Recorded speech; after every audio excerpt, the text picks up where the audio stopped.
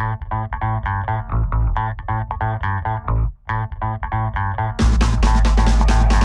this is John Cola with OKRaw.com. We have another exciting episode for you. This episode is going to be one of my famous rant-style videos where I just kind of go off on a topic. And the topic I'll be talking about today are 10 things that actually I didn't realize or didn't want to realize as someone who is eating and has been eating predominantly raw vegan diet for 27 years. And this probably goes back for like over 20 of the years. This is a lot of those things that I just thought was true or not true. And some of these things changed over the years, but then really I didn't act on them in any major way. So, you know, whether you guys are on a raw vegan diet yourself, these are some things that you may want to consider. These are, you know, what I'm going to say is like, these are my opinions in this video. I'm not going to say they're right. I'm not going to say they're wrong. And you guys are all free to have your own beliefs in life, whatever they may be, and that's fine. But this is how my beliefs have changed and I would say evolved over time into what they are now. I do know there's a lot of raw food dogma that is just continually spewed out and then repeated. And, you know, people just take that as like the word of God, literally, and like got to abide by these raw food rules that, you know, may have been created many years ago before a lot of the newer science has come into play that should have been taken into consideration before making up these raw food rules in my book. Next, I want to show you guys actually why I got into eating a raw vegan diet myself. Back in 1995 is when I started. And the reason was because a few years prior, I almost lost my life in the hospital and the doctor said I might not make it out alive. And that was due to spinal meningitis, probably the viral version that had no cure for me. And it was up to only higher powers, I say, that I made it out of the hospital alive. When I got released from the hospital, I asked the doctor, why did I get this? And he said, you have what's called complement immune deficiency. Your immune system is not as strong as like a normal person. So you are more susceptible to getting illnesses and diseases than a regular person with, you know, a good working immune system. These days I have some thoughts on why that happened to me. Probably one of which, and there's probably others, is that I was not breastfed and I was not, you know, fed mother's breast milk. And there's like human milk oligosaccharides that are very important to build up our microbiome, especially things like bifidobacteria that play a pretty large role in our immune system from what I've read. Of course, I'm not a scientist. I don't do these things or test stuff, but I do read a lot of journal published studies, and I believe I'm a halfway intelligent person to interpret them and, you know, recognize the importance of them. Nonetheless, I had to make some dietary changes because I learned that I had maybe my immune system wasn't as strong as it could be. One of the reasons why that was also was because of the diet that I was eating. I was eating improper diet, coupled with a bad microbiome, or, you know, and then coupled with maybe bad genes on some levels, caused me to be in the situation where, you know, I almost lost my life. So when I got out of the hospital, I knew that I just did not want to get back in the hospital and be put in a position again where I might lose my life because the doctor said it could happen again. So, you know, I got into a raw vegan diet because I originally thought at the time, because I was a naive, you know, college graduate and I didn't go to school for nutrition or anything, I was like, okay, the raw diet, that's the best diet to build my immune system, because that's a lot of the things I've read, and I read a lot of things, how raw food diets were healing people and all these of different conditions. And, you know, in many cases, what is failed to realize is that, yeah, going to a raw vegan diet is so much better than a standard American diet. But if you went on other kinds of diets, and surely other kinds of diets that are out there in the world also heal people as well. So it's not just exclusively to the raw food diet, but there's many components of raw foods that are actually quite healthy. So I'm not going to say don't eat raw foods. The matter of fact is, you know, I still eat an overwhelming majority of raw foods in my diet, in my life. I believe in it so much, and it is so important. And fruits and vegetables are the most important, you know, foods we could eat on the planet that most people simply do not eat. So please understand, guys, you know, I'm not necessarily knocking raw foods, but, you know, the foundation is not quite as solid for me as it once was. That to make me eat like 99% raw food like I have for many years. Because once again, my goal specifically is health, and more specifically even immune health. And now at this point also I'm looking at longevity and, you know, health span and lifespan, which are also important to you. And some of you guys, maybe in your 20s, maybe you're not thinking about this yet. One day, maybe when you get a bit more mature, you might be thinking about it. But, you know, if you guys are younger right now, it'd be good to take some of these into consideration now, because the earlier you start on a more well-balanced diet and well-rounded diet, especially to improve your microbiome, I think in the long run, it will pay you off even more. So let's get into some of the things I failed to realize in my raw foods journey, especially when I was younger in my raw foods journey. The first of which is that it was said that all cooked foods causes digestive leukocytosis, and digestive leukocytosis is basically described to me as an increase in your white blood cells. And when there's an increase in your white blood cells, it's like your immune system is being activated by the food you're eating. But it's food. Our immune cells shouldn't be activated, or our immune system shouldn't be activated by the foods we're eating, because it's supposed to be nourishing us and feeding us.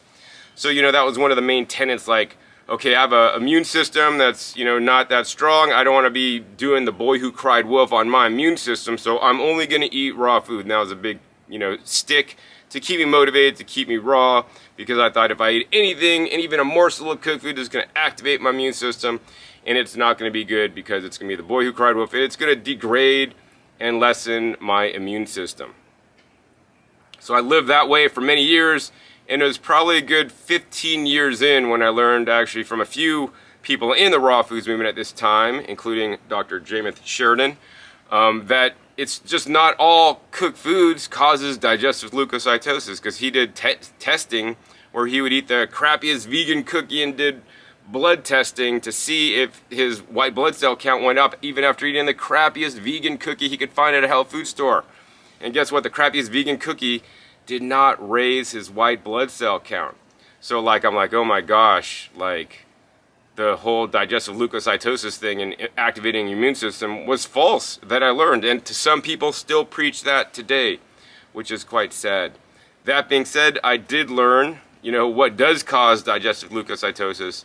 And what it is it's actually any foreign proteins. So plant proteins, whatever kind of plant they are not foreign to us. Our bodies are meant and designed to eat plants predominantly, and hopefully you guys are on a plant predominant diet, but it's animal products. So if you even eat, like, you know, dairy or meat, these are foreign proteins, and these will activate our immune system. So yeah, the leukocytosis analogy that I lived by originally, you know, I do not believe anymore. So, you know, I will, you know, heat process some foods and not worry about activating my immune system falsely. Second thing I failed to realize, you know, right when I got into raw foods, because there's books back in the day, Nature's First Law, which actually was a plagiarized book. At the end of every chapter it said, cooked food is poison.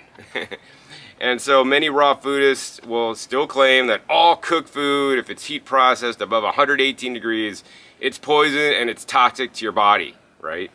I no longer believe that. You know, here's the thing, like, I think when things are so, you know, such a dichotomy, like right, wrong, good, bad, you know, it really just, as humans, we really want to know the easy way out, like what's right, what's wrong. Is cooked food good or is it bad, right? It has to be one or the other. It can't be in between. And the fact of the matter is, I've learned now, is that not all cooked foods is created equal. There are plenty of cooked foods that are quite toxic. I don't know if I'd go as far to say poison, unless it's like a poisonous plant that's going to be poisonous in its raw or cooked state. But yeah, so I want you guys to get out of that whole dichotomy of right, wrong, good, bad. But more, I want you guys to think of gradients, or even what I've been teaching for many years on this channel, good, better, best, right? Good, better, best. You know, hey, raw food is great, but hey, man, if you're out in a pinch and you got to have something a little bit heat processed, you know, that's gonna be better than eating something like an animal product in my views, or something more highly processed, you know. But unfortunately, still in raw food camps today, this right, wrong, cooked food is good, cooked food is bad analogy still exists and actually persists. And just despite this one video, it's not gonna really make a big shift in most raw foodist beliefs, but hopefully it will make a shift in you guys that are watching me. The third thing I failed to realize is that the enzymes in raw foods are always looked upon as heroes in the raw food movement. One of the reasons why you don't heat process your food is because you don't want to kill the enzymes that die at 118. Or wait, is it 105 or is it even 134? Well, that depends on the specific enzyme, and it's a time and temperature thing, and depends on the specific food anyways. But, you know, enzymes are always the heroes because, hey, they help us digest our food. So they're good, right? We want to always preserve our enzymes as much as possible. Is this true? Is this false? So it depends on your specific goals and what you value more. If you value enzymes over any other specific food component, then you could live your life that way. That being said, after many years of worshiping the almighty enzyme, you know, these days I'll say I don't worship it, I respect it. Because enzymes are enzymes. They're just doing what they're supposed to do. They're little fatty protein molecules that cause reactions to occur, you know, in cells and in the food and all these things. So while it is true that enzymes help us break down our food to digest them, and there's enzymes in our body that may help clean our blood and do all these other things, and proteolytic enzymes, and maybe taking some additional enzymes can be helpful, I also believe these days that the enzymes are not just always the heroes that we make them out to be. They could also be the enemy to you as well. So like, let me explain. So enzymes are good because they break down our food, and you know, hey, if you cut open an apple and you leave it sit on the counter, what happens to it, right? It turns brown. Now, have you looked into why does it turn brown? Oh, John, it's the oxygen causing the oxidation, causing it to turn brown. Well, that's one factor. The oxygen encourages the polyphenol oxidase, which is an enzyme, to basically cause it to start breaking down the food because you expose it to oxygen, so now the enzymes could be active and actually work. And when the food is browning, then the antioxidant content and nutrition content and some of the polyphenols and nutrients in the apples actually reduce. And so in this way, it could be bad, right? And like, it really blew my mind when I was reading a book called Eating on the Wild Side, where they talked about dehydration of fruits. And this is something that like I really didn't want to accept when I first heard it. And basically the research studies that were quoted said that if you dehydrate something at a lower temperature for a longer amount of time, you can have less antioxidant potential in there. Now, you may be saving the enzymes, but the antioxidant potential and the phytonutrients have been lowered for sure. And then they said, oh, if you dehydrate something for a hotter temperature for a shorter period of time, you're going to retain more of those antioxidant properties and more of those phytochemicals. So I'm like scratching my head. I'm like, man, for the last 20 years, I've been dehydrating things at low temperature, thinking that was good because I'm preserving the enzymes, but I'm really like killing the phytonutrients. And then I thought to myself that, like, in my opinion, the phytonutrients are far more beneficial to me personally, maybe not to you, in the food than the enzymes. So these days I tend to kind of do a dual approach. So when I first put food in the dehydrator, I'll like blast the dehydrator at like 140 degrees for the first several hours, maybe up to 4 hours, and then I'll drop the temperature lower for the rest, so that way at least I can minimize my dehydration time. Another point to this whole enzyme matter is another thing that really boggled my mind as somebody who ate raw foods is when I would see, you know, some of the nutritional data and antioxidant, you know, content when they did antioxidant testing in foods like blanched foods versus raw foods, and how some blanched foods can be higher in antioxidant content than even raw foods could be. I'm like, wait a second, that doesn't make sense because raw is always better, right? Well, depends. Once again, every situation is different. But what happens when you blanch something is they blanch specifically to kill the enzymes. Like all frozen vegetables, for example, are blanched, so they're heat processed for a short amount of time to kill the enzymes. And then when they kill the enzymes, right, the antioxidants won't break down further because the enzymes in the food will break down the phytonutrients and lower the nutrition. But if you blanch it, you kill the enzymes, so now you won't have the reduction of some of those valuable antioxidant compounds. So when you blanch things, yes, the antioxidant content could be higher than fresh foods that has the enzymes active and working, and actually it's lowering the phytonutrient content over time. Because once again, you know, one of the things that's taught in raw foods is that when you process foods, you never could have more of. Well, unless the food's alive, and actually it is degrading over time. So that being said, you know, if you guys want to eat for enzymes, the most enzymatic rich foods in my personal opinion are things like sprouts, because they're biogenic and they're still growing and they're massively expanding and they have lots of active enzymes, and to a point the sprouts are growing and the enzymes are increasing massively, and then at some point they start to taper off and then kind of maybe reduce as the plants get more mature, like in my garden. Nonetheless, there's still plenty of enzymatic activity in my plants, and especially, you know, like on my kale leaves, when you rip open a kale leaf, right now there's enzymes in here, but if I rip it open, that breaks open cell walls, and now the enzymes are active in the kale, and now the enzymes will basically break down the kale and actually make anti-cancer compounds that were actually not in the kale if I just, you know, cooked it whole, for example. So yeah, enzymes are quite an interesting topic that most people just like, oh, they're the heroes, they're, you know, always good. Well, you know, depending on, once again, the properties in food you want. Once again, you could eat for enzymes, or you could choose to eat for phytonutrients, antioxidant, you know, capability, and that's, you know, one of my goals. The fourth thing I failed to realize, I kind of covered it a little bit earlier, but, you know, some raw food teachers say you can never have more in something that's been cooked, because you're always going to have less, because things always break down and reduce. And I'd agree. Some things, a lot of things in the foods will break down and reduce.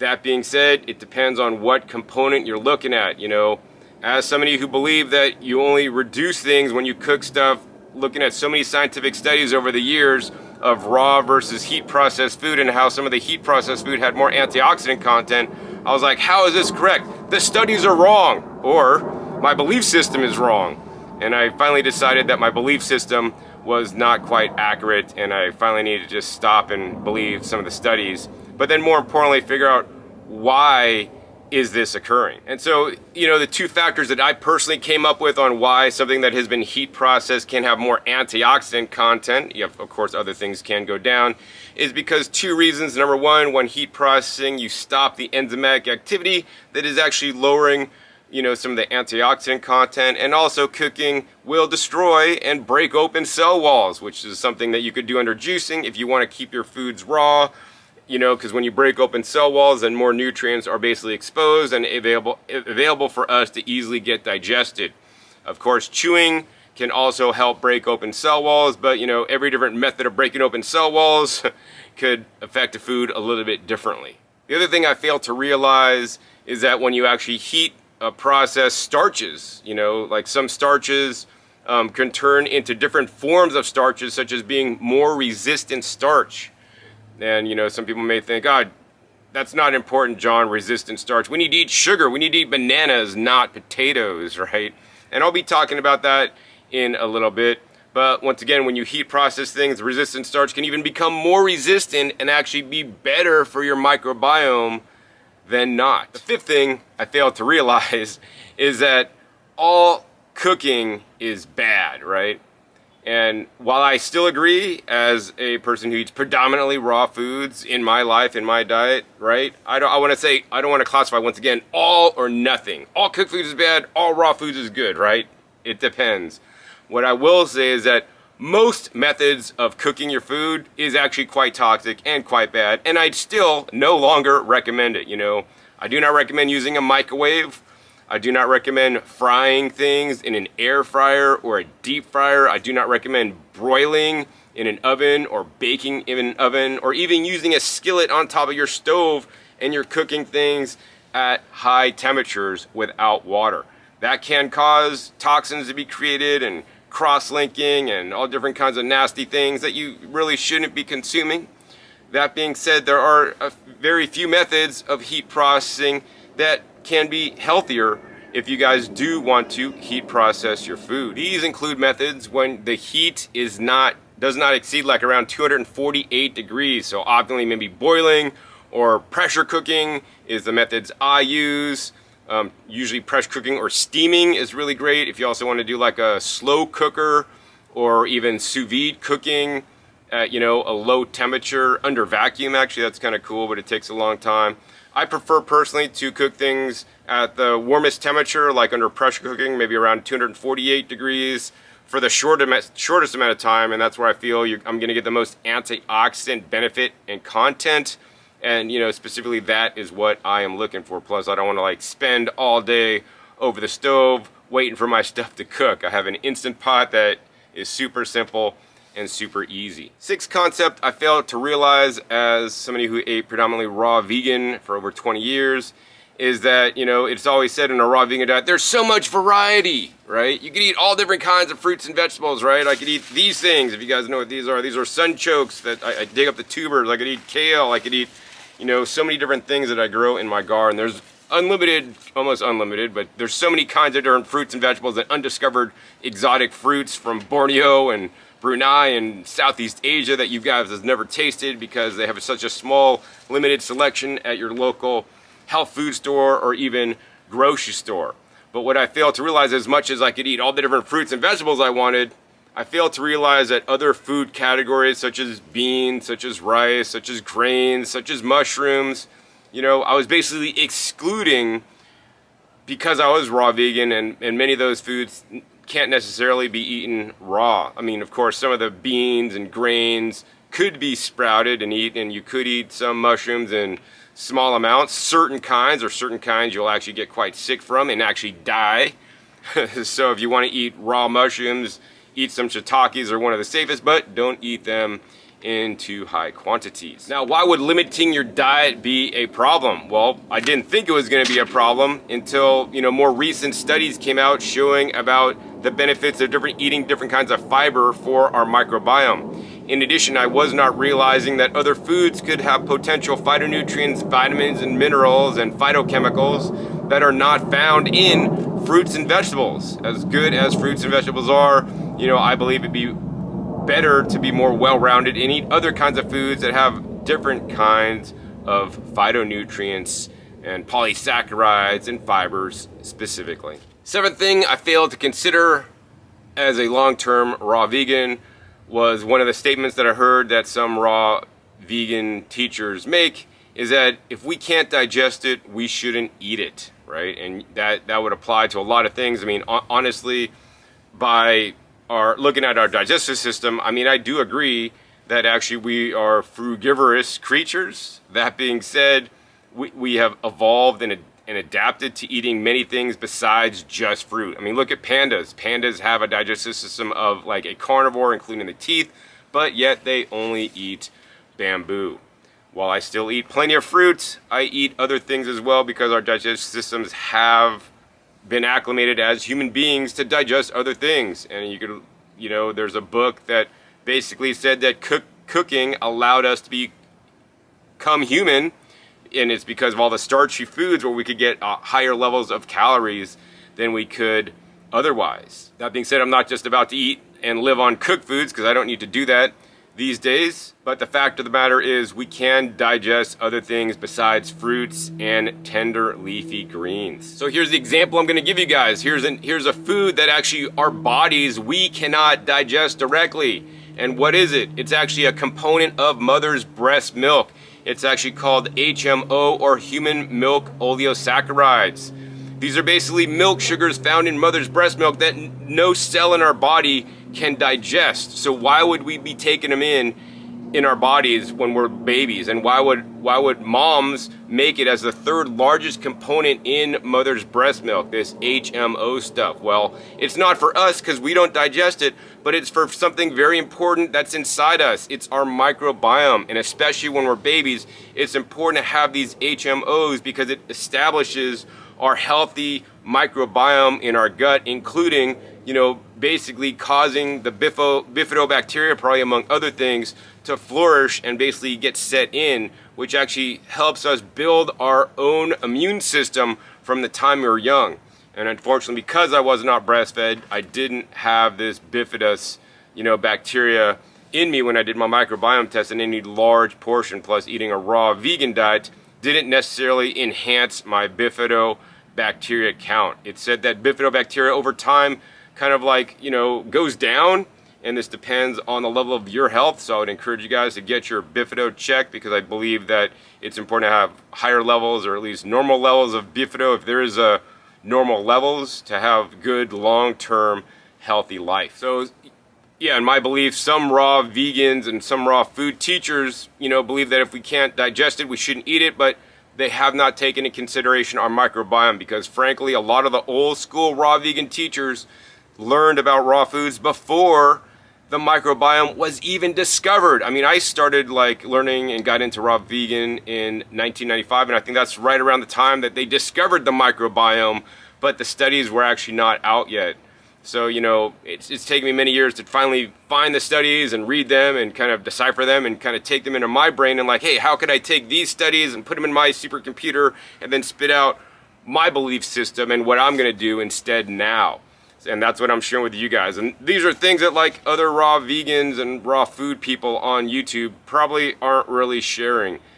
I tend to think I'm a divergent thinker, and that's probably good and bad, because you guys that are watching me are probably divergent thinkers too, and always looking for the little extra edge and the next level. And even if you're not going to take what I'm saying into and do it, I don't really care. At least you'll have I'll be planting a seed, and maybe one day this information will help you. Maybe one day it won't. Maybe oh, that dude John, he's a crazy kook, and I'm not believing him. I'm still eating my 100% fruit diet. Hey, dude, if you guys want to eat a fruit diet, do whatever you want. I'm just here sharing with you guys what I do. And that makes the most sense to me based on the science and based on my experience eating a raw vegan diet, also looking at my microbiome and seeing my results, because I'm not doing a raw vegan diet just to say I'm raw vegan. I'm doing it for not any dogmatic reason. I'm doing it specifically to build my health, and some of the reasons that I mentioned a little bit earlier in this episode. The eighth thing I failed to realize as somebody who ate a raw vegan diet for over 20 years is that, it was always taught about mono meals, and mono meals are the easiest foods to digest on the entire planet, because you're only eating one thing, and your digestive system only needs to focus on digesting one thing instead of having a combo, a bombo with all these different things mixed in, and then they digest in different, stages, and you need to food combine and all these crazy things. Anyways, we're talking about mono meals here. And while mono meals, I would agree, can be really easy to digest, we have to look at the overall outcome of mono meals. If we didn't know about the microbiome, then, saying, hey, mono meals are the best, I would totally agree with that. Because mono meals are easy to digest because you're eating only one thing, and there's not different foods that our bodies have to digest differently. And I don't really know how our whole digestive system works. I'm no super smart doctor dude or nothing. I'm just some dude that eats raw foods and wants to be healthy. But what I do know, based on reading some of the science, is that the more limited your diet, the more limited your microbiome will be, right? If you're just eating only bananas, right, you're going to have the gut buddies in your gut, the bacteria, that love to eat the bananas, right? You're not going to have the gut buddies that love to eat the polyphenols in grapes, or different kinds of, gut bacteria, to have a wide diversity. So you're really going to be segregating out for certain bacteria. Likewise, if you eat a lot of sweet fruits, right, you're going to have the gut buddies that love to digest those things in the sweet fruits that our bodies don't digest. Maybe some extra sugar, maybe some different kinds of carbohydrates, and that's going to be great, but you're not going to have the diversity and, long-term health outcomes and longevity have been shown to be better if you have a greater diversity of bacteria and a more robust microbiome. So that is my goal these days. The ninth thing I failed to realize is that actually starch can be important for us to include in our diet. As a raw vegan, it's nailed and drilled into you that starch is not good. That's for other creatures on the planet, and we just need to eat fruit that has a sugar, because all sugar just converts to starch in our bodies, which is true. And people had the McDougall diet where he's basically living on potatoes. And now I still don't agree with McDougall and living on his diet style that's very high in, starches.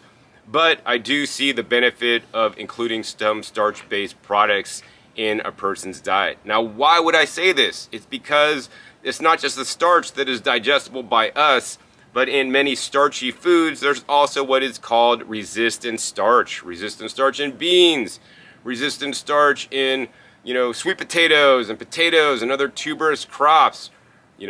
These things are very important, not for us because we can't digest them, but more importantly for our gut buddies, our microbiome, that they really thrive when they get some resistant starch in them. I talked about cooking resistant starch. When you heat process resistant starch like purple sweet potatoes, heat them up, let them cool, so I put them in the fridge and then eat them. It even has a kind of better style resistant starch that's even more resistant that we're not going to digest, so we don't get the calories from it, but our gut buddies get to feast and love. In addition, of course, our gut buddies will also eat the polyphenols, not all of which we can absorb through our digestive system, but the gut buddies can utilize them to get happy, reproduce, and produce their secondary metabolites, such as the different short-chain fatty acids like propionate they make. So why is starch so good for us? Well, one of the reasons is because bifidobacteria and certain bifidobacteria can digest this starch. So as somebody who is a raw vegan for over 20 years, avoiding starchy foods, right? I basically avoid them. I didn't eat them. I did a microbiome test, and basically in my microbiome test, when I put it in a third-party website and analyze it, it says, dude, you don't got any starch degrading bacteria in your gut. All right. Guess that proves I was a raw vegan for 20 plus years, because I didn't have starch digesting bacteria in my gut. Why? Because I didn't eat starch and they didn't need to be in my gut. So compounded with me not being breastfed and not having high bifidobacteria, and compounded by me eating all these fruits without any starch for like 20 years, right? I jacked up my gut bacteria and didn't have bifido. Now maybe you think bifidobacteria is not important for you to have in your gut and you don't care, so you could just keep eating your fruit. That's up to you. The science shows me, and from my interpretation, that bifidobacteria is actually quite important for our immune system and our long-term health. And now my goal is to actually build up my bifidobacteria. One of the ways I'm doing that is by including more resistant starch in my diet. Now, if you guys want to do it raw, because you don't need to eat heat process resistant starch to do it, you know, that being said, there's like 5 different kinds of resistant starch: RS1, RS2, RS3, RS4, and maybe even RS5. You know, they each work a little bit differently, and different kinds of starches work differently and feed different gut buddies. So for example, if you just want to get resistant starch, you could eat purple sweet potatoes raw. Yes, there'll be resistant starch in there, but it's a little bit different form, and that'll feed different gut buddies in you. But if you take that same sweet potato and you cook it and cool it, the resistant starch has changed a little bit, and that's going to feed different gut buddies than the raw form. So it's good to have foods prepared in different ways to be more resilient, because it's going to feed different gut buddies.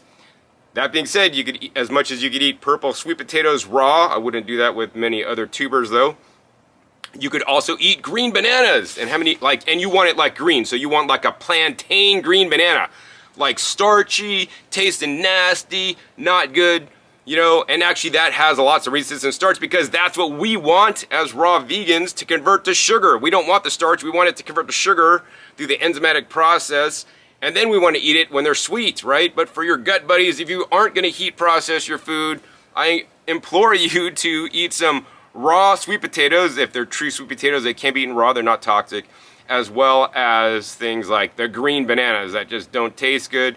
And if you're super, you know, like don't want to eat green bananas, you could buy green banana powder, which is good for resistant starch. And there's all kinds of resistant starch powders, that some of which may have been heat processed, because I haven't looked into all the different ways they process resistant starch powders, you know, but they're probably also good for you too. And then, you know, you wouldn't necessarily have to cook something in your house if you're adverse to it. The 10th thing I failed to realize as a raw vegan for over 20 years was the importance of phytochemicals. You know, in the last, I don't know, maybe 10 years or 5 years, I've really upped my phytochemical game. But when I first got into raw foods, my goal was, hey, if it's raw, it's good, and if it's cooked, it's bad.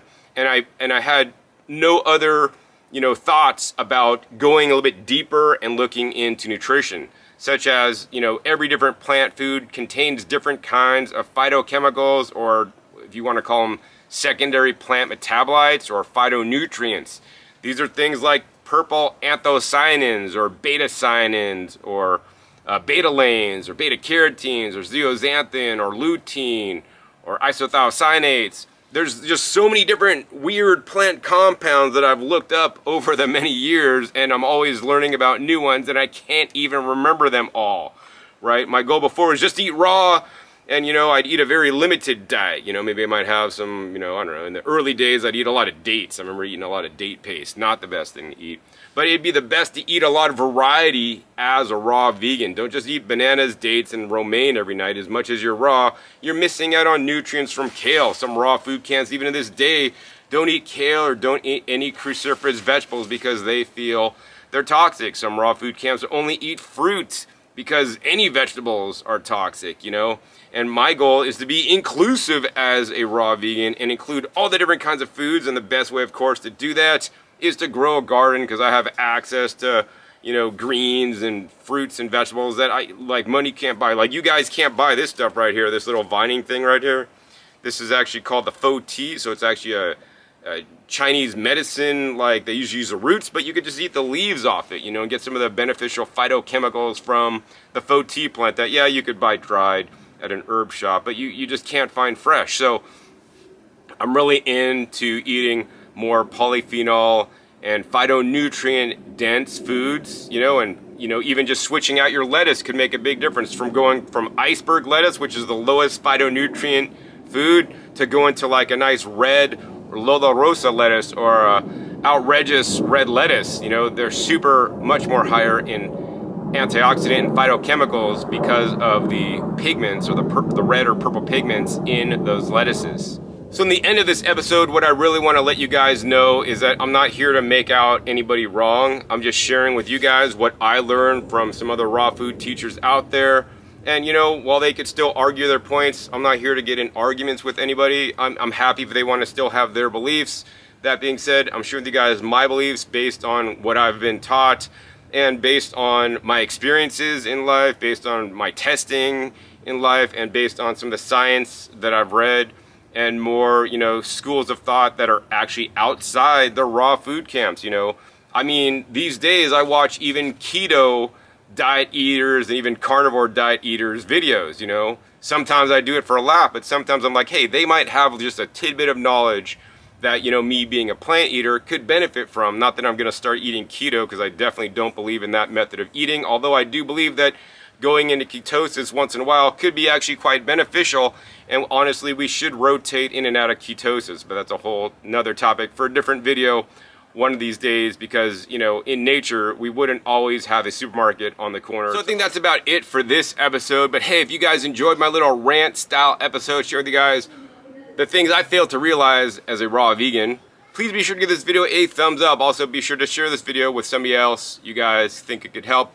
I'd also like to say that I hope that video really, encourages you guys to think maybe a little bit outside the box and, move slowly to incorporate other foods that may be beneficial to you and, more importantly, your microbiome based on what I've learned, so that you don't have to go through the school of hard knocks like I did. Also, be sure to click that subscribe button right down below if you enjoyed this episode and you want to see and be notified of my new and upcoming episodes I've coming out about every 5 to 7 days. You make sure you click the little bell so you get notified as many videos come out. And finally, be sure to check out past episodes. The past episodes are a wealth of knowledge.